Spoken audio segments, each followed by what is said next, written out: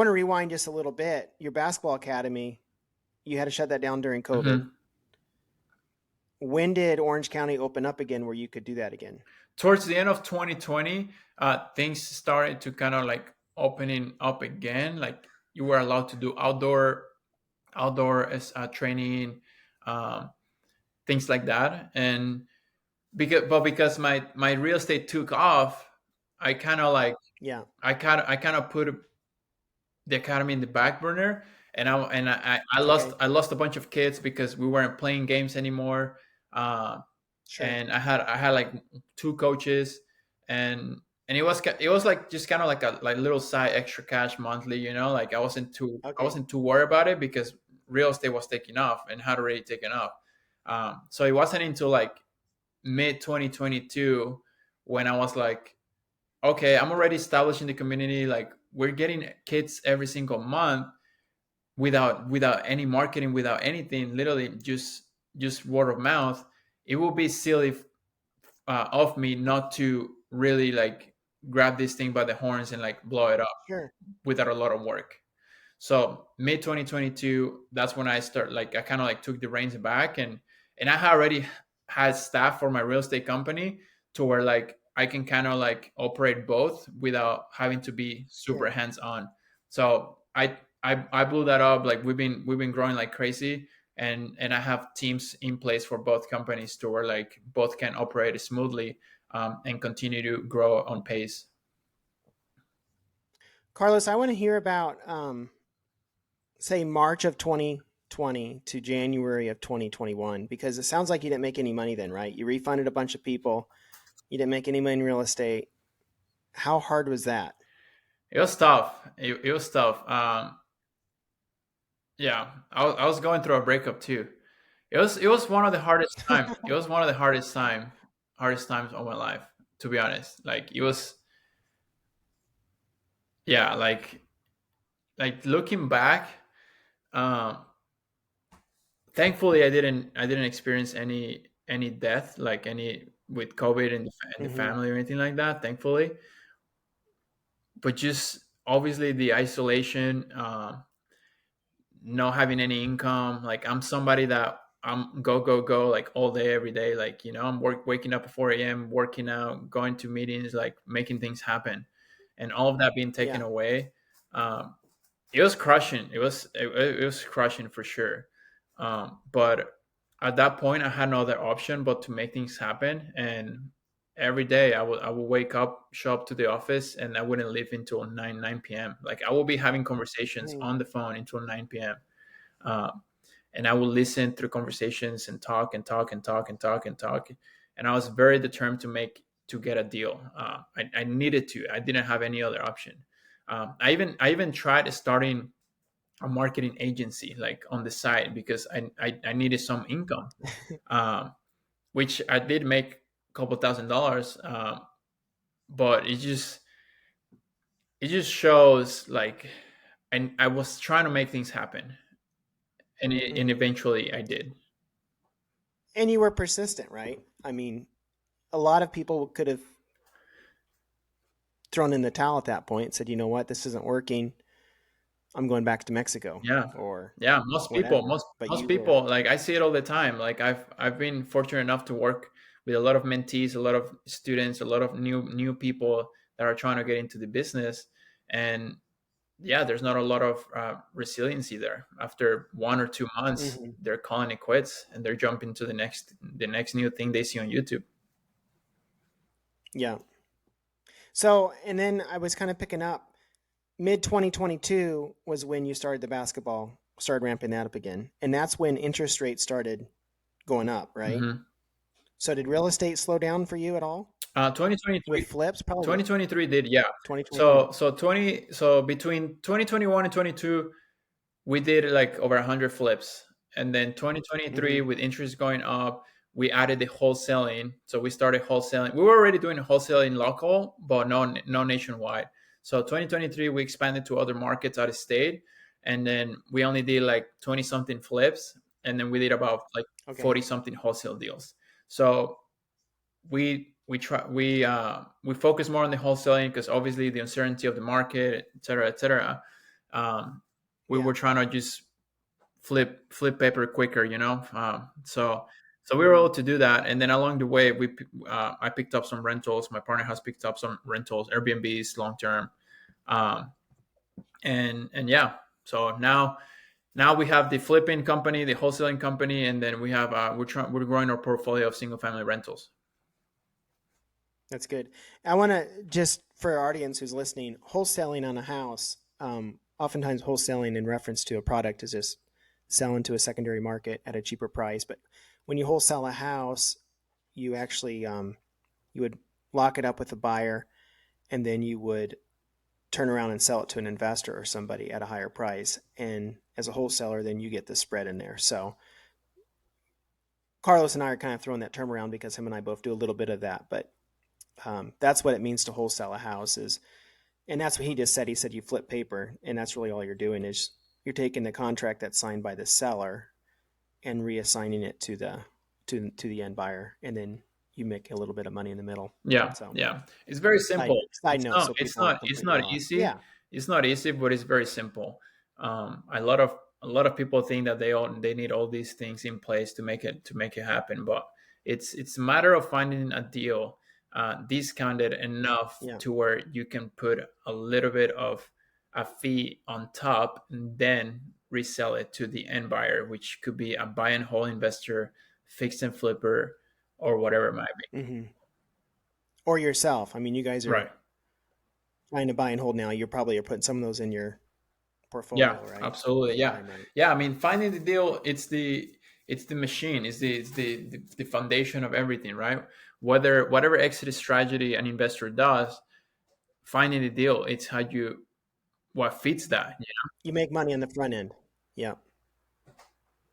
Yeah. Um, so you kind of pivoted with your real estate. In the meantime, you're building your basketball coaching stuff up. Um, tell us a little bit about your latest project. What you're attempting to do to build that. To build the academy, or Yeah, the academy itself. okay, so we're looking at oh, so we're looking at a thousand square feet, 20,000 square feet warehouse that we will be building for the academy. We're looking to be a one-stop shop where we can host players from all over the world, or local players, international players. We wanted to have a recovery center, a weight training center. We wanted to have a kitchen, a bunch of basketball courts, and shooting machines. And yeah, I wanted to be like a sports center, a very state of the art sports center that will allow us to continue to grow. Um, and yeah, I'm very excited. I had a call with the city today. They're looking into the permitting and stuff, and yeah, it will be a big project, but very exciting things ahead. You have the building leased already? Is that right? Not yet. We need the approval from the city first. Okay, but you're dreaming big. Yes, always. Yeah, yeah. There's no point in dreaming small. For what? Well, a lot of people do. A lot of people are happy with it, and that's okay. I guess. I Yeah, mean, no, better to that's dream a absolutely. little. Like I don't believe everybody's called to do huge things. I believe everybody has different callings. But what I want, not what I want, what I encourage is for, regardless of how big or small your calling is, Hmm. to strive to be great at it. Yeah, for sure. Have you read Benjamin Hardy's book, Be Your Future Self Now"? No, I've heard of it. No. It's a good one, but he makes a point in there that your future is a lot bigger than you think it is, and if you were to write what you think it is down, number one, you're probably going to change. Like if you go back to when you're 15 years old and want to get off the couch. How old are you now, Carlos? 31. 31. So 15 years later, there's no way if you'd written about your 20-year-old self or 30-year-old self that you would have envisioned yourself coming to America, playing basketball, owning real estate, Oh, no. and having No a way. basketball No way. academy. There's no way. No way. But it was one step and another step and another step, and all these things um, compounded. And that's his point in the book. Like you got to have a view for your future self because it's much bigger than you think it is. Yeah, and you will hear arguments of like, well, I don't know if I'll be alive tomorrow. Like, what's the point of that? Or or like or like you'll hear like, oh, get share your plans with God, and or you want to make God laugh, share your plans, or tell him your plans, or something like that. Something like that. It goes like that. But even then, like absolutely, I absolutely know that the plan I have or the vision that I have is not gonna play out Yeah. 100% just like that, right? Because again, there's so many No, and you're variables, going to there's so many pivot. factors, like like God has a might have a different plan, etc., etc., etc. However, when you have that vision, when you begin with the end in mind and you're working towards that, that's the whole journey. That's the whole point of this. Like Yeah. it's like I had in my vision board maybe like let's say 5 years ago, like I'm gonna have a marketing agency making 100,000 a month. Like that didn't happen, but then this other area blew up, right? So it's it's Hmm. it's not it's not really about like whether what you write down will happen or not. It's about Yeah. what you'll create on the journey towards that, if that makes sense. Yeah. Yeah. Well, and even like reading a book, like that one book can lead to another book, and pique interest. And I liked what you said about the journey, because the journey is the best part. Yeah, Um, I ran a marathon on Sunday, and it was a lot of people. But as I got to the start line, not the finish line, the start line, I got emotional, hmm. realizing the journey I'd been on to get there. And the race, the marathon was just part of. It was the end of it. But yeah, I got chills and emotions and goosebumps, and I mean I started praising God that Yeah, I could be there that yeah, day, because the journey is the yeah, process that we should want to be on, yeah, to you know yeah. No, and I'm sure, like in basketball, right? It's the training. yeah.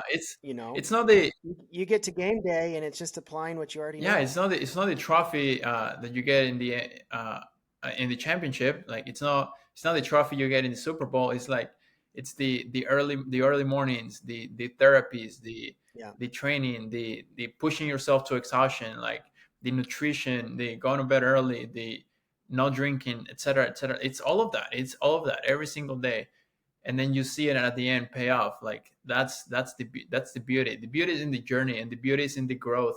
The beauty is in Hmm.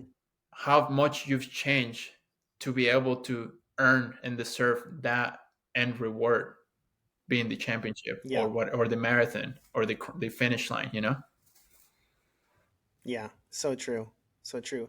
How do you teach kids that? I mean, how old are your kids that you teach at the academy? We have 4-year-olds all the way to 18, and Okay. it's a challenge, but it's something that we're passionate about, and we know as a staff and as coaches that we've been put in a position to be able to instill these values and Hmm. beliefs into these kids. So we really take it upon ourselves to be there for them, and to the way that we talk to them, the way that we teach them, the way that we coach them, the way that we communicate to them, so that in their brain, like as they grow and develop, they can really believe these things: discipline, work ethic, uh, going Yeah. achieving, or going working towards something, etc., etc., dealing with the losses, dealing with wins, being humble, etc., etc., like all of those things that will carry on once they're done playing. Hmm. That's cool. The other thing I wanted to ask real quick about is, did you say Young Life? That was a part of your development too? Yeah, Young Life. Are you familiar with Young Life? I've heard it a few times, but it's like a campus ministry, right? Yeah, yeah. So it's a ministry outside, like it's its own entity, and then they go into schools. They go into schools, Hmm. and then they do like weekly Young Life clubs with Like discipleship, right? Correct. Yeah, yeah. They go into campuses, and then they do like a weekly club, someone's house. They'll do games. They'll try to gather as many kids as possible, and then they'll share a little bit of the gospel like at the end. It's it's And designed to be a place for the non-believers to come in and feel safe and to have fun. hear and be Yeah. introduced into the gospel. So Carlos, was that, I mean, I don't know your testimony necessarily, but was that when you accepted Jesus? I mean, at that point, was it through that ministry that you became a Christian? It was one of the what's the word, the catalyst of it. Okay. I grew up Catholic, and it's Hmm. very it's I mean it's the same Christianity, but the way in which one lives their life, or his or her life, it's a little Sure. bit different, right?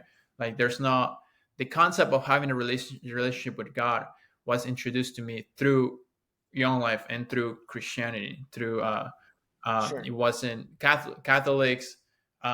You grow up, go to church, go back to your own life, and then Sunday go to church, It's on like, you know. Sunday. Yeah. So Check in, check out. yeah, so that's so through that, through my youth, like 17, 18, 19, and going to camp, going to Christian church, that's where I developed my relationship with God, and that's where I would say I recommitted. Yeah. Yeah, That's cool. It's always interesting. I mean, that's part of your journey as well, right? Um, and part of what changed for you when you came here, because um, maybe Young Life is in Mexico, but for sure, the influence was here. So yeah. Well, no, Young Life was here. Right when I moved here, I was walking home. I was walking home from basketball practice here in the States by myself. I'm hungry. I don't speak English.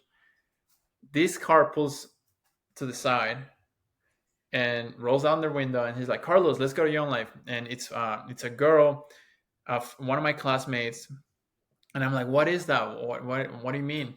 And she's like, "Don't worry, like there's games and there's pizza." And I'm like, "Oh, free dinner? Let's go." So I jumped in the car, and we went, and it was great. I got introduced to everybody, and it was awesome. Great people, and the family that was hosting it was the family that took me in after my aunt was like bye bye. So yeah, no, it's that whole community has been a huge part of where I'm at today. that's cool. I don't.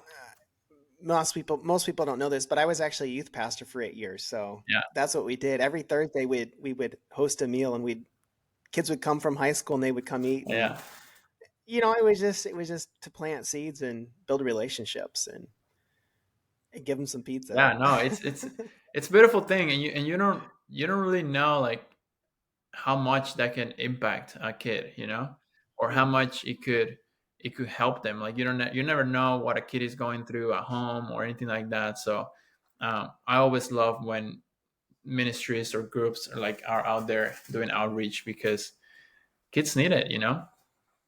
We all yeah, need it as adults, yeah, even, but kids even more, because they're in that developmental phase. yeah, yeah. And I agree. I think it's easy to overlook us as adults. Um, but adults, when you need it too, that community, I'd call it community. And I think that it's something to fight against right now because we have social media where Yeah, it's supposed to fill that void, but it's just not the same. yeah, no, 100%. So, um, Carlos, if I were to ask you what your favorite book or podcast or influential influ, person of influence is for you, who would you say that is? My favorite book, I think The One Thing is one of my top. Mm, The One Thing by Gary Keller, Gary I Keller. believe. Yeah. Yep. And then Seven Habits of Highly Effective People was my first book that I ever finished from cover to cover. Like, I was never a reader. That's I hated reading. that's a big one. I hated reading. But the more I study successful people, the more I realize that all of them read. So I forced myself to read, and it probably took me a long time to finish it, but that was my first book ever that I finished. Um, those two are probably like my top for sure. Um, I I feel like Seven Habits of Highly Effective People. I think he wrote it in the early '90s. I feel like all the books we have today, people like took a little chapter from that book and wrote a book on yeah, it probably. because it's so good. Yeah, It's so yeah. good. No, it is. Um, yeah, I would say those two for sure. And then my last question for you, Carlos, today is: if you had one message to share with the world, you got you got one day to live. Like Jonah in the Bible, he had one message for the people of Nineveh, and it was repent, or God's going to destroy you. What is Carlos's one message to the world? What do you got? Man, I have one day. Um, strive to be the best you can be every day of your life while you're serving and loving other people. Mm, I think if we go about our lives that way, we're always looking for that improvement. We're always looking for growth. But how are we impacting others? How are we loving on others? How are we serving others? Which is ultimately what our yeah, calling is, I think, by God. Because it really isn't about the big houses and the yeah, thousands and thousands and thousands of dollars a month in cash flow or whatever it might be, right? It really isn't about that. It's like, how many people did I impacted on my way there? And did I take care of, did I serve God? Did I take care of my family? Did I take care of my hmm my, my friends, my hmm loved ones, my community, my friendships? Yeah. that's so Yeah. good. Have you ever heard of Bob Goff? Yeah. I love that guy. Yeah, that's his message, right? Like whatever you do, serve God and serve people, and make that your first priority. Everybody Always is one of my favorite books by him. Yeah. Yeah. I haven't read him. I have them in my bookshelf, but I haven't read him. So, but I've heard him. I've heard him speak live twice. So he's great. Yeah, he's good. Yeah, he's great. Well, I appreciate your time, Carlos, and look forward to more accountability with you in the future. And um, thanks for doing this podcast with us today. No, thank you guys. Thank you guys for listening. Thank you, Marty, for taking the time and for having me be a guest here. And yes, let's continue to get after it. Let's continue to crush it. God bless. Carlos, how do we find you? What's your I'm more handle? active on Instagram. My ad is at Carlos Closes, and I will be starting a YouTube coming shortly. So, but Instagram for sure, TikTok as well, same handle, Carlos at Carlos Closes. Yeah, send me Do you have any? How about your basketball academy? Where do people find you on that? at UYP letter UYP hoops. Hoops. Okay, sounds good. Well, thank you. Thank you guys. Thank you.